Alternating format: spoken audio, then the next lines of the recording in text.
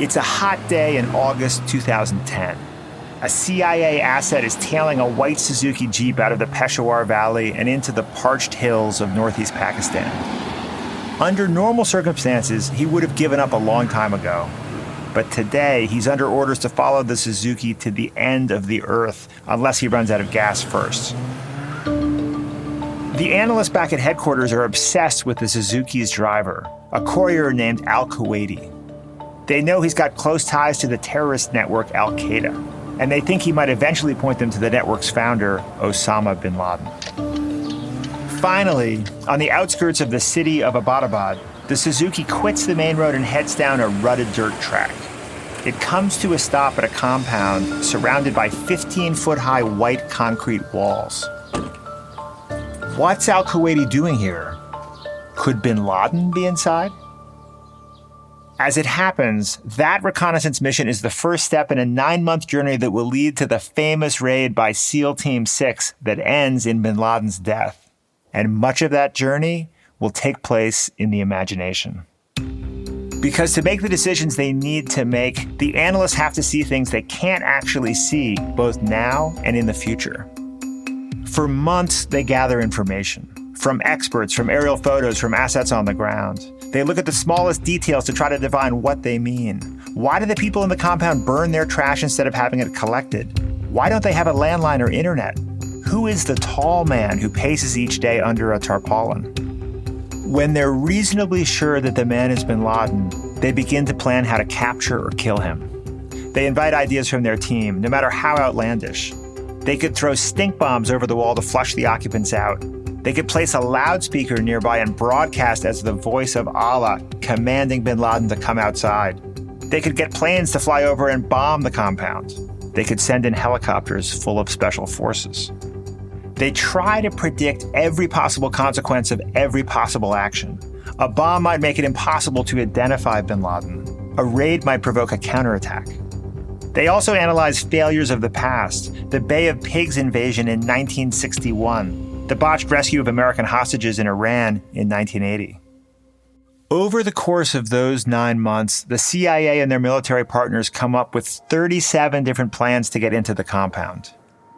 In the end, they choose one, and it works. On May 2nd, 2011, the Navy SEALs launch a surprise attack by helicopter and kill Osama bin Laden. For the best-selling author Steven Johnson, the bin Laden raid isn't just an example of top-notch military intelligence. It's also a model for confronting the big decisions we all need to make in our own lives.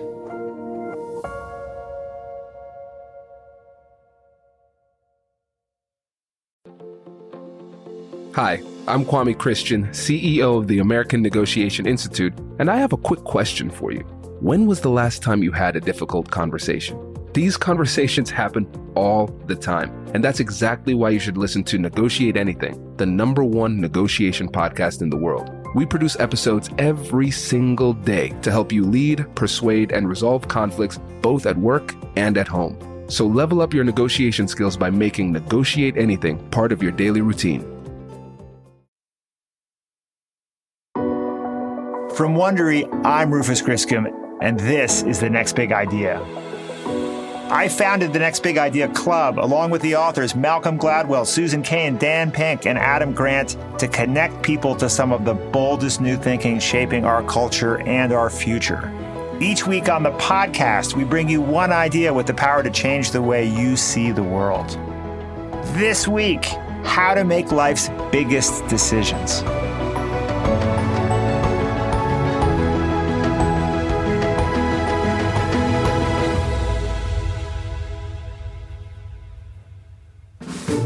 The story you heard up top about the bin Laden raid comes from a fantastic book by my old friend, Steven Johnson, called Farsighted: How We Make the Decisions That Matter the Most. Steven is the author of 10 other books, including one called The Ghost Map, about a devastating 19th century cholera epidemic in London, which should be essential reading today. Steven's also the host of the Wondery podcast, American Innovations. For today's episode of The Next Big Idea, he sat down with Next Big Idea Club curator Malcolm Gladwell in front of a live audience at Betaworks Studios in New York. You may recall that 15 years ago, Malcolm wrote his own book about decision-making called Blink, where he argues that snap judgments can often lead us to better decisions than meticulous planning. Speaking of meticulous planning, we at The Next Big Idea were not 100% ready for the events of the last few weeks. Stephen and Malcolm spoke before the coronavirus pandemic turned all of our plans upside down and before the protests over the death of George Floyd. That's why neither topic comes up in a discussion about how to prepare for the future. But I think the conversation you're about to hear is as relevant now as it was then. In fact, maybe even more. And we did go back and talk to Stephen Johnson about the pandemic and about the sorts of innovations that might come out of it. That conversation is part of our special series, Rethinking Big Ideas. You can find a link in the episode notes for today's show. This is a book that talks about how to make a decision, the process, the kind of right way to approach a difficult problem. And you choose as one of your central stories the way the Pentagon chose to go after bin Laden. Yep. Why that story? Farsighted is a book about a particular kind of decision, right? It's a complex kind of long-term decision. It's not about the passing choices that we make every day in our lives. It's about when you hit a real crossroads in your life, when you have an important career decision, or you're trying to decide whether to move somewhere, or if you're in a business and you're trying to decide whether to launch a big product, all those kind of decisions that really require a certain amount of time. And it's making the argument that most of us don't have a process for making those kinds of decisions. And it turns out there actually has been a significant kind of advance in our understanding of how we make these kinds of decisions, and particularly in our ability to make predictions, because so much of a long-term decision is about predicting the future and predicting the consequences of our actions and things like that. And so it occurred to me that there would be an interesting book that would to look at those kinds of choices, because those are the choices that end up kind of defining our life. When we look back at where I went to college, what kind of career I ended up having, where I decided to live. Those you really are the think things. where you go to college is a defining event in your life? I think that you end up maybe just because of the people you meet more than the... But this is exactly where I would raise a little bit of an eyebrow about this great. book. Not to fix it on the college thing, but the college thing is super interesting. Yeah. The college thing strike me as exactly the kind of thing that this sort of thoughtful analysis doesn't apply to. Because the thing that would make a college experience either useful or not useful is almost entirely unpredictable. But look, I think you're right in the sense that there's a huge amount of uncertainty with a decision like that, and there's a huge amount of uncertainty in any kind of choice that has long-term consequences, right? Because the future is really unpredictable. Mm. So the question is not like, how can you have absolute certainty about the consequences of this choice? Part of the question is, I think it's important to acknowledge the uncertainty, right? It's important to recognize the parts of your vision that are not clear, where it is unpredictable, and then look at the parts of the choice that are more predictable, and separate those two things out. That's one of the things that happened in the bin Laden raid. They spent a lot of time trying to evaluate their certainty levels in trying to make this decision. And that process of recognizing where your kind of field of vision is blurry and where your field of vision is more accurate, there's no way of reducing the complexity of a choice like that down to 100% accuracy. But can you slightly improve your odds, meaningfully improve your odds in producing a better outcome? That's what I think the book is trying to argue. Yeah. Are there a class of decisions where approaching the decision systematically will lead to a worse outcome? Well, I think you talk about them a lot in Blink, right? I mean, I think one of the things that the books kind of complement each other, even though they're looking at it from different angles, there are situations where time is of the essence, where overthinking it can be a serious problem. And then there are a number of cases, what's the thing in Blink about the, is this person having a heart attack algorithm that you talk about, where instead of looking at a huge amount of data, there are these 3 questions that you ask of the patient, and that's the simplest way to figure out if they're having a heart attack, because it's a time-sensitive question. Those are situations, though, where the calculation and the algorithm for making the choice has been kind of pre-computed. Like, people have looked at endless studies of how to detect a heart attack, and so you can condense down, because of all those kind of earlier simulations of the choice that have happened with other people having a heart attack or not having a heart attack, you can condense it down into a much simpler algorithm. But those kinds of situations, yes, you want to avoid the kind of information overload of thinking too much about it. And I think, by the way, what I try and argue in the book is that there are these distinct phases that you want to have in a decision process. And those phases should be finite. Like, this should not be an excuse to just mull a decision for, a year or two, right? You should go through an initial phase where you map all the different alternatives, and then a phase where you predict what the outcomes might be, and then a phase when you finally decide. So those should be finite in length. It's not an excuse to just ruminate forever. Yeah. I thought of, the psychologist Roy Baumeister has a lovely phrase. I'm going to botch it. It's something like a useful degree of delusion.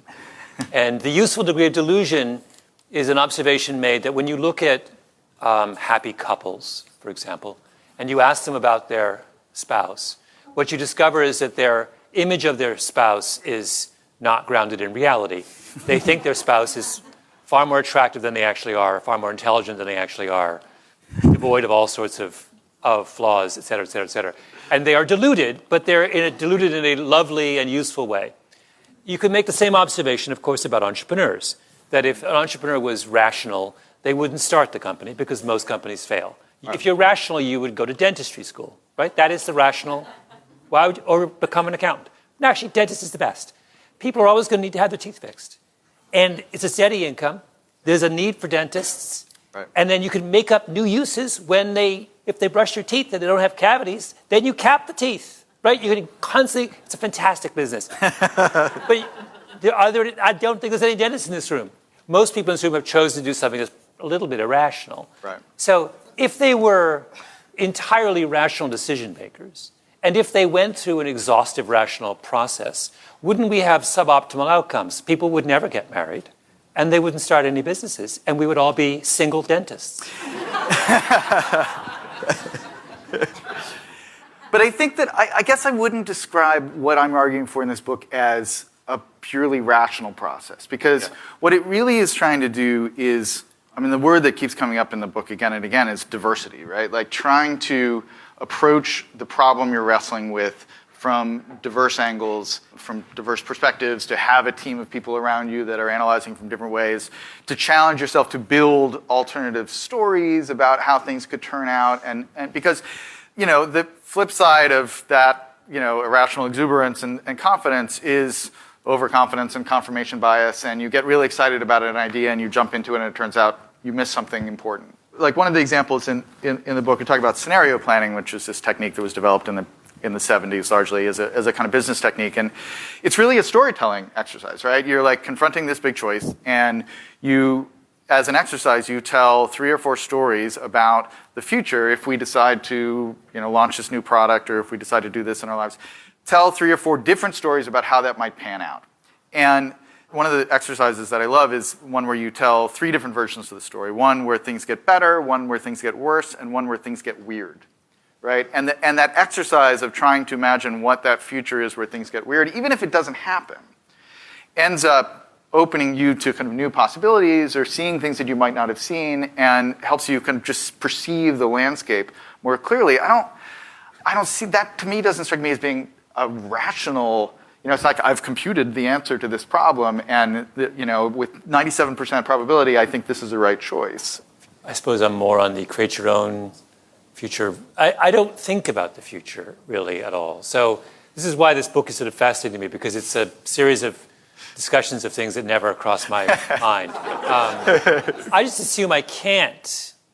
I think that one of the things that maybe makes us uniquely human, and that causes a lot of anxiety as well, that sometimes doesn't feel like it's worth all the advance that we get from it, is just the ability to think about the future at all. Right? Even the great apes don't have much of a sense of a future beyond, a day or something like that, right? There's no sense of like, hey, let's meet in 6 months and revisit this issue, right? That's not something that is available to them. And so anxiety or depression is a disorder of our ability to project into the future. And that what happens when you're depressed is that you run those future projections, and every time you get the same response from your emotional system, which is that seems bleak, or I can't see a way this will work out.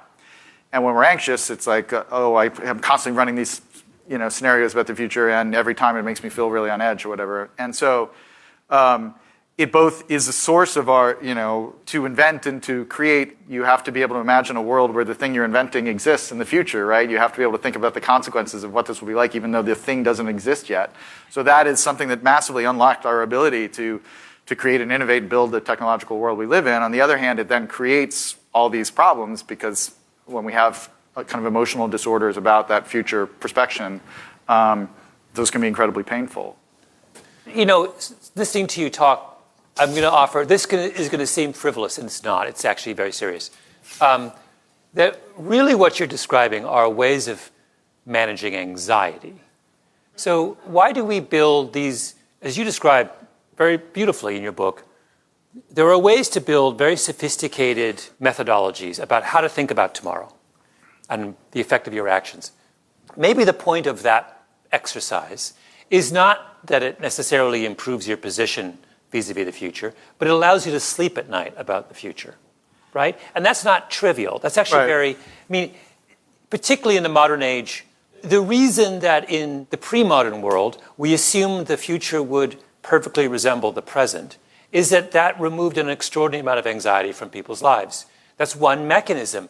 That's one way of dealing with it. I put my head in the sand and I think it's all going to be the same.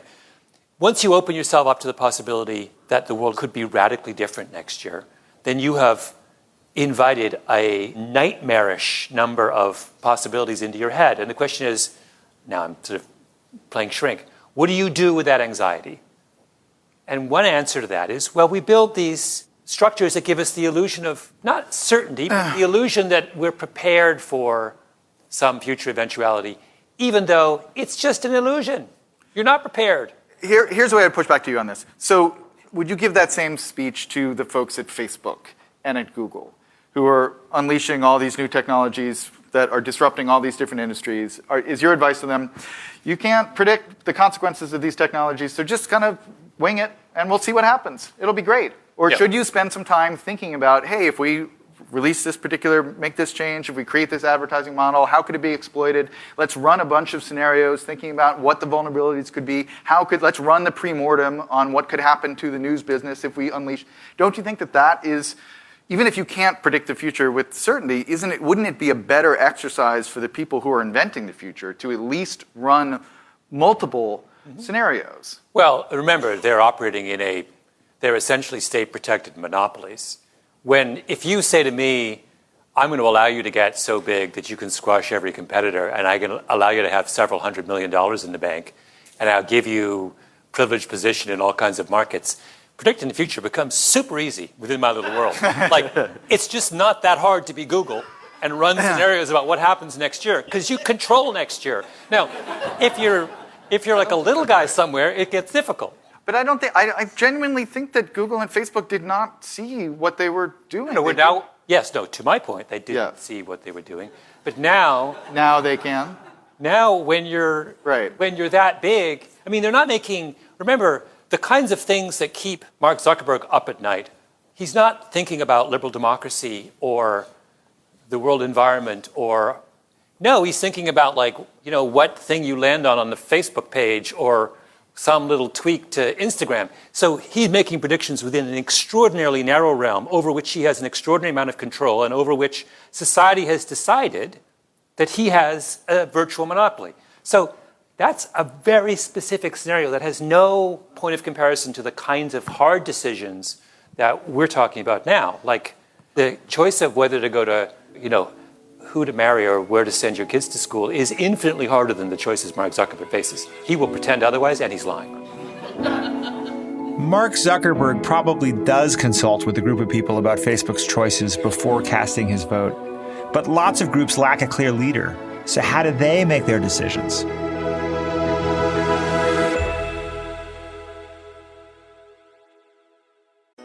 Hey, I'm Michael Kovnat, host of The Next Big Idea Daily. The show is a masterclass in better living from some of the smartest writers around. Every morning, Monday through Friday, we'll serve up a quick 10-minute lesson on how to strengthen your relationships, supercharge your creativity, boost your productivity, and more. Follow The Next Big Idea Daily wherever you get your podcasts.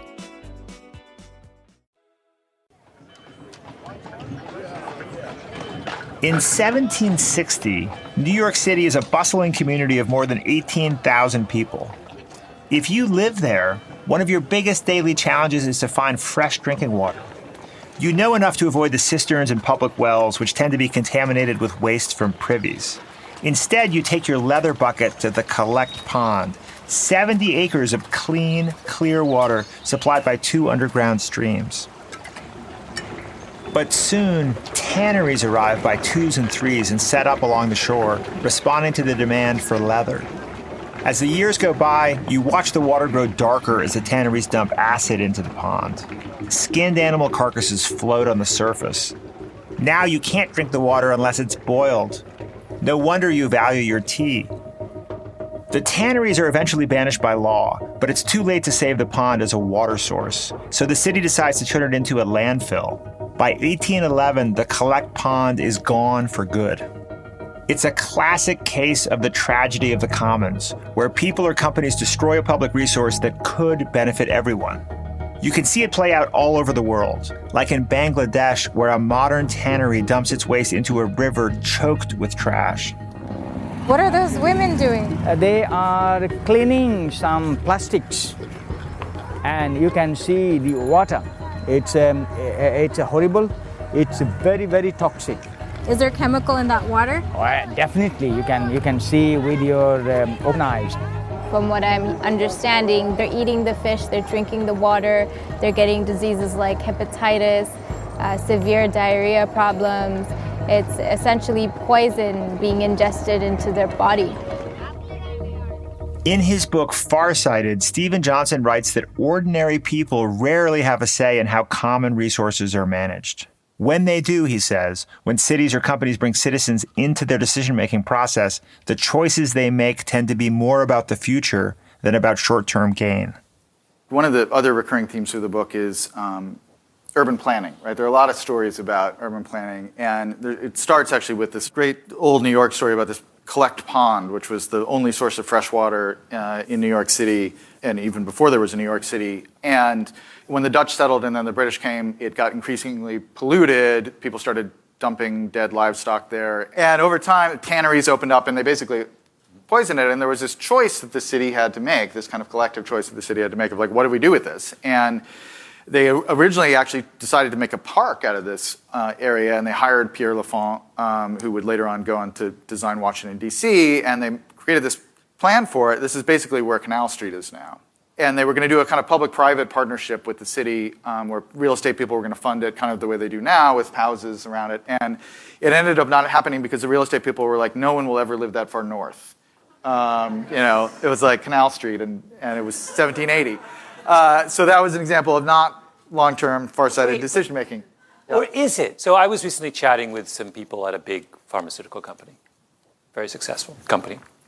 And they make the observation that all pharmaceutical companies, big pharmaceutical companies make, which is we have a ton of money, extraordinary amount of expertise, shiny laboratories. We don't invent anything here. Everything of value we buy from little tiny struggling companies that are basically in strip malls, and then we use our cash to develop them and market them. So they always say, what are we doing wrong? We have all the smart people and all the money, and they're inventing all the ideas. So is it are they suffering from a lack of consideration in their decision-making process relative to their tiny counterparts in strip malls? No. The people at the fancy company are engaged in the very kinds of decision-making processes you have described. The people in the strip mall have no time for any of that. They're just doing stuff that they think might be interesting. So I'm wondering, I grant you there are many situations where considered decision-making is incredibly useful. Yeah. But there does seem to be a category of things where, in the real world, how come the big company isn't inventing stuff if all of this decision-making processes is so useful? Well, I think that you're conflating two different things, which is, I think that is the process you're describing as the process of innovation and not so much complex decision-making, right? Mm-hmm. That's a creative process. But why are they two different things? Aren't they the same thing? I think of them as being different. You're trying to create, I mean, they share some principles, right? I mean, the diversity of perspectives principle is really important for innovation. Cross-disciplinary thinking is really important for innovation and partially important for decision-making.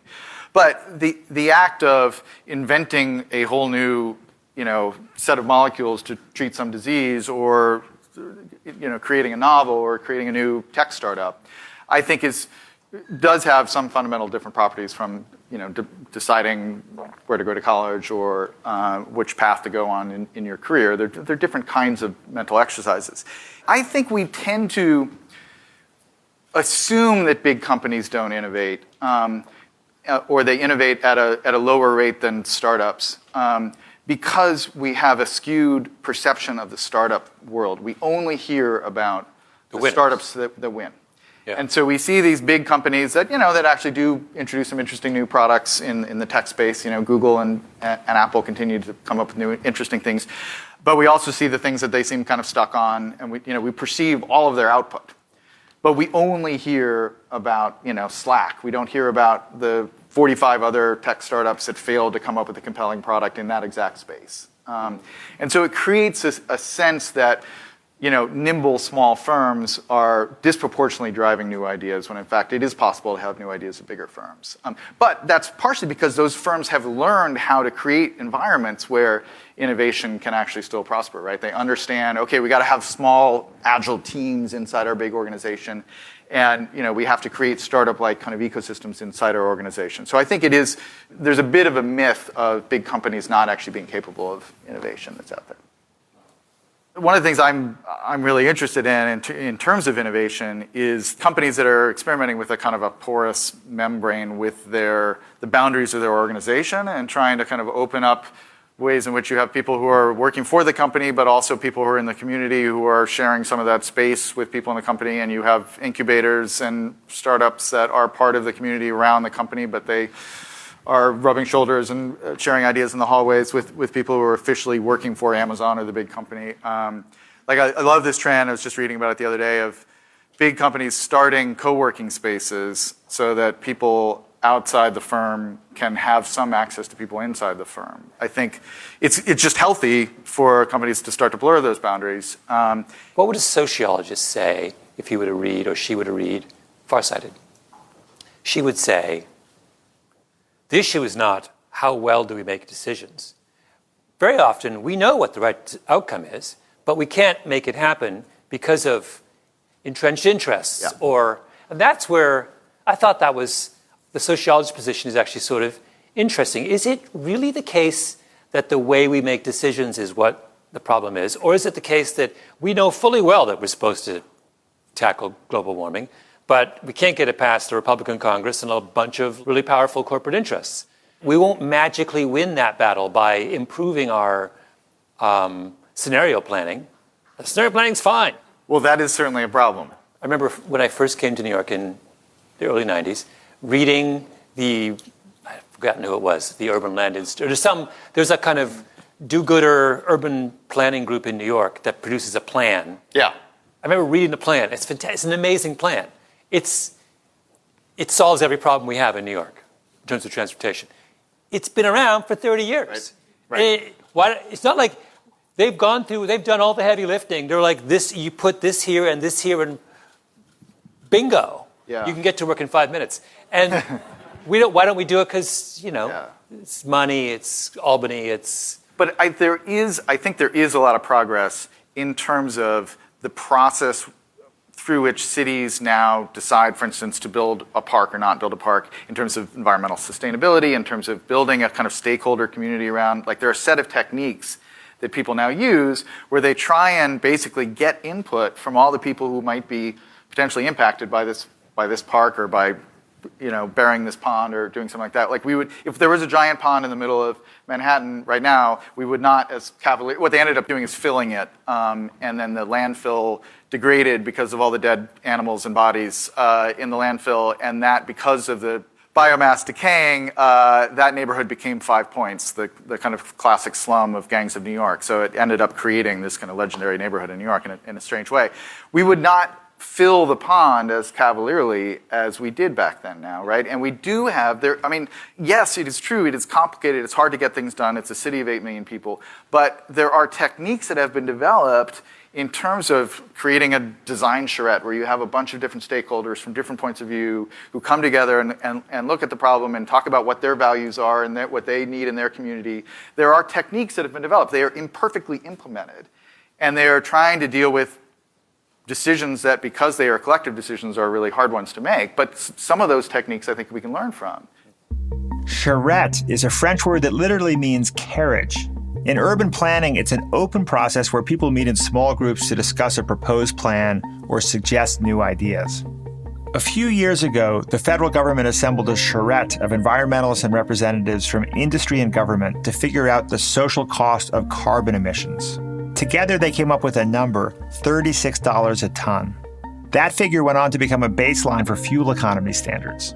Stephen says it's an example of a diverse group coming up with something that people outside the process can trust. We are now trying to do something as a species that we have never done before, which is both with climate change and other things like artificial intelligence and superintelligence, we're having conversations about problems that are 10, 20, 50 years away, that are based on our projections about where we think the climate or where we think the technology is headed, that are new problems that we haven't faced before, but because of our intelligence, because of our ability to simulate these incredibly complex systems, because of the technology on some level, we believe we're going to have a serious problem in 20 years or 50 years or whatever you think it is. And human beings have in the past thought on that scale in terms of building institutions that they want to last for 20 years or 100 years or 1,000 years. But that kind of anticipatory problem solving of like, hey, we aren't really facing this problem now, but we need to think about it in 20 or 30 years, and so we should change our behavior now because of that. I mean, every time you make a decision about a consumer decision about buying this or not buying this because you're thinking somewhere about the carbon outputs into the atmosphere, you are thinking on a 20, 30, 40-year scale about future developments in the climate. No one ever thought like that before. It's like people in 1800 sitting around like inventing the industrial age being like, this is great, these factories are really good, and the steam power, we could probably invent a railroad, but looks like we're outputting carbon and that could be a problem in 200 years, we should really do something about that. Like, they couldn't even imagine, they didn't have the science to do that. And so, on the one hand, you can look at it and say, hey, yeah, we're really bad at making these decisions and we're hitting all these roadblocks and all this is really depressing, and it is. On the other hand, we need to recognize that we're trying to make choices as a society that we haven't ever tried to do before, and we're not great at it yet, but the fact that we're trying is impressive. So to make forward-looking decisions and make them stick, we need to hear from people with a range of experiences and expertise. But how do we actually do that?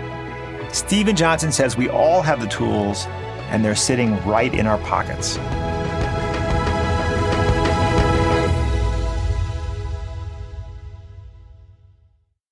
Hey folks, Rufus here. If you're a fan of our interviews with physicians, scientists, or entrepreneurs, then I have the perfect podcast recommendation for you, Raising Health. Previously called BioEats World, Raising Health comes from leading venture capital firm Andreessen Horowitz, A16Z.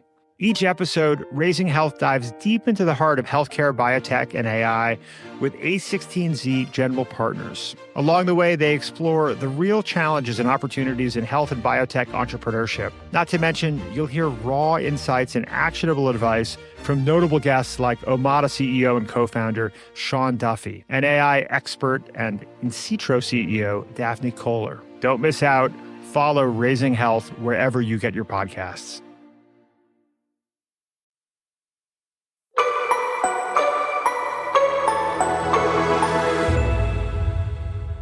We all face major decisions at key points in our lives. We also have big decisions to make as a society, even as a species. Stephen Johnson doesn't claim these decisions will be easy, but he says we do have powerful tools at our disposal. In his book, Farsighted, Johnson writes about the psychologist Philip Tetlock's work on forecasting. Tetlock found that some people are much better than others at reading the signs about what's coming. He calls them super forecasters, and he says we can learn a lot from how they go about their business.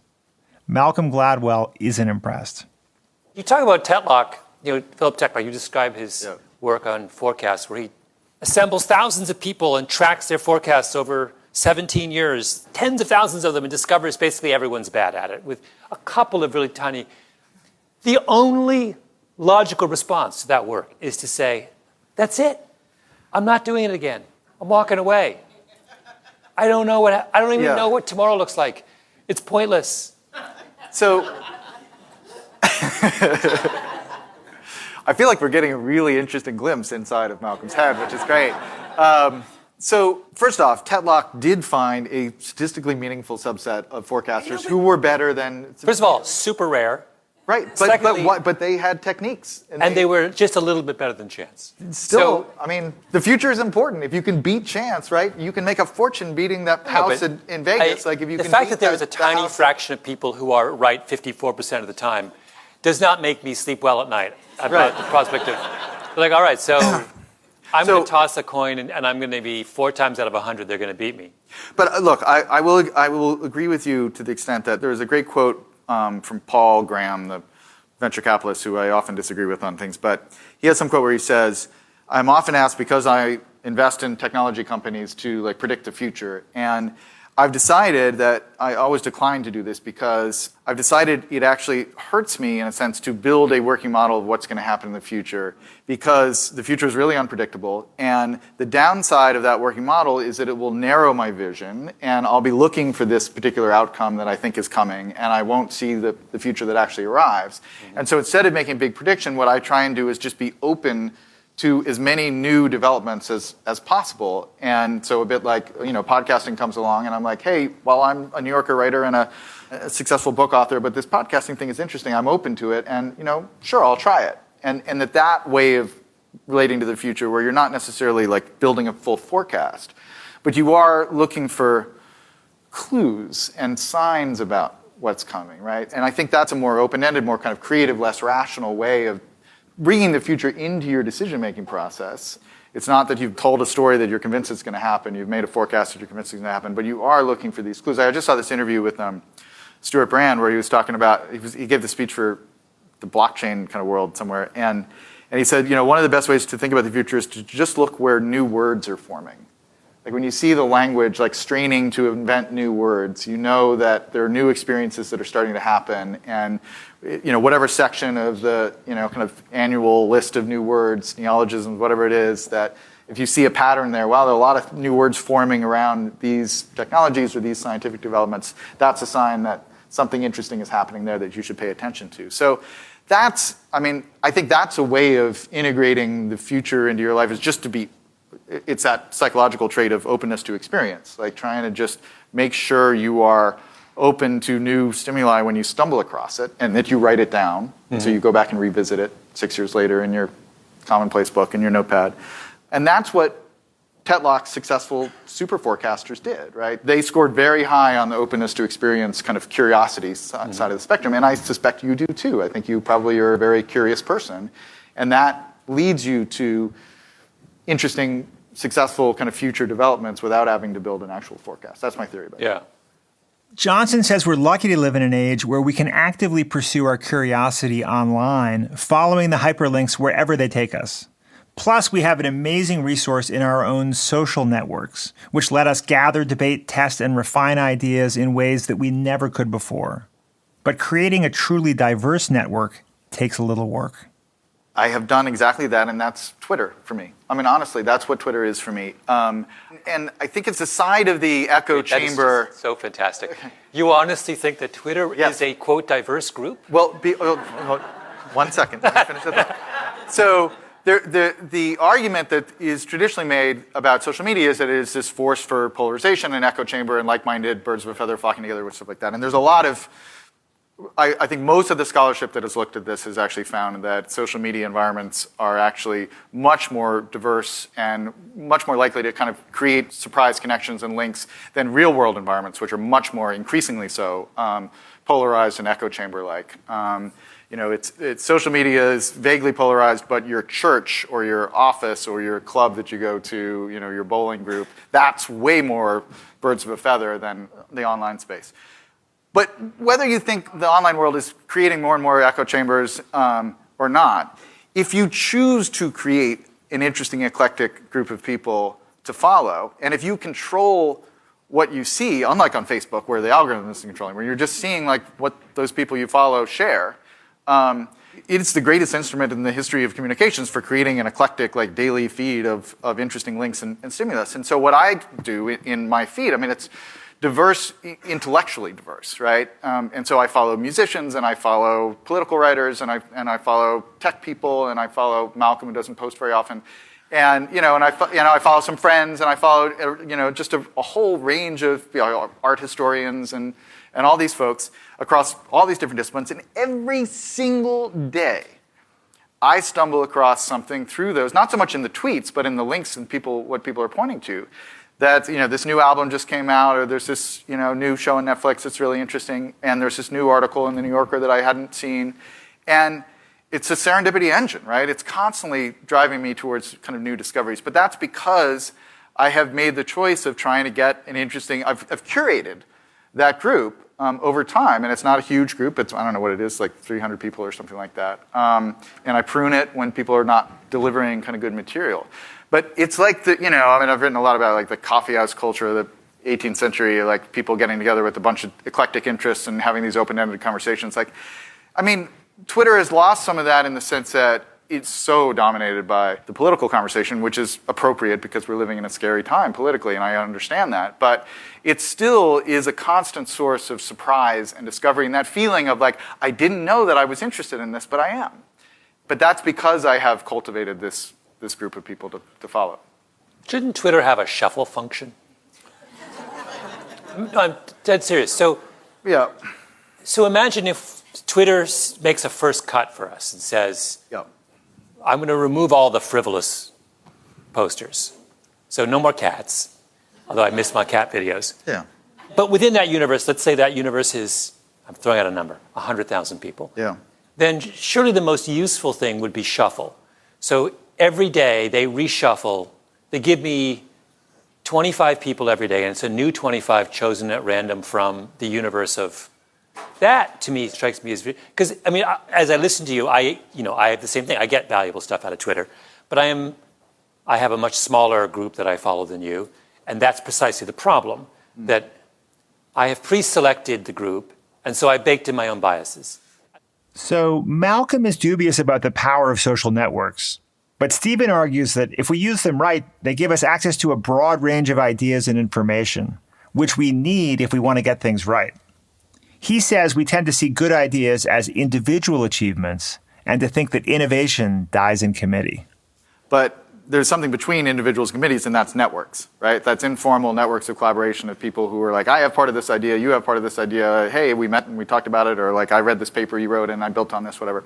And one of the common themes of everything that I've written, I would say probably, is that we spend way too much time valorizing the individual genius inventor and not nearly enough time celebrating the actual networks that make ideas into reality and that end up changing the world and driving change and progress and stuff like that. So I've been thinking about this a lot because I'm in this other project, I'm researching the history of antibiotics and penicillin. And it's like everybody knows that, they're like Fleming and the penicillin spore, and he's, accidentally in his lab, and, that's a kind of classic story. But like, if you actually try and figure out how penicillin went from that discovery, even before that, to a shipping drug, like, it's hundreds of people each of whom contributed crucial components to it. And we distort the story and create these artificial kind of narratives that then distort the way that people think about their careers and what they do when we celebrate these kind of individual geniuses. And the kind of new thought that I've had recently, which I'm sure other people have talked about, is this is one of the distortions of the whole prize process, right? The Nobel Prizes are all about like, who was the one or two, folks who figured it out and invented this thing or solved this big problem. And there, as far as I know, there are no prizes for, networks. So like, this is the cluster of 20, 30 people. Yeah, the boundaries are porous, it's hard to really define it, but really that's what we should be celebrating. It's like these 15 or 20 people spread out over time, and spread out geographically, no doubt, who all contributed key ingredients to give us this breakthrough that we all now benefit from. And so, because if we don't celebrate those kinds of organizational structures, then we won't be actually celebrating the things that actually bring us innovation in the first place. Thank you very much, Steve. Thank you, Mark. Thank you for that. Thanks for coming out, everyone.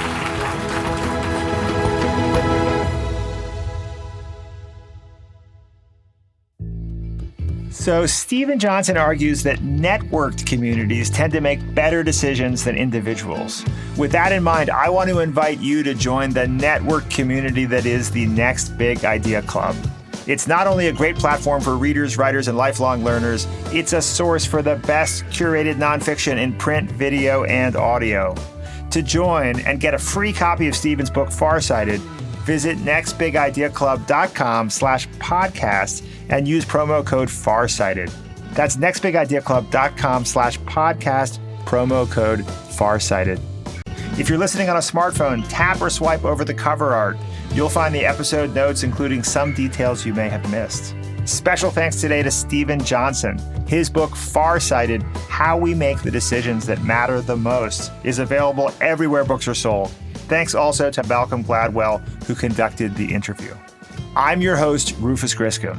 This episode was written by Phyllis Cannon. Sound design is by Kyle Randall. Caleb Bissinger is our associate producer. Our series producer is Michael Kovnat. Our senior producer is Jonathan Miller. Executive producers are Stephanie Jens, Marshall Louie, and Hernan Lopez for Wondery.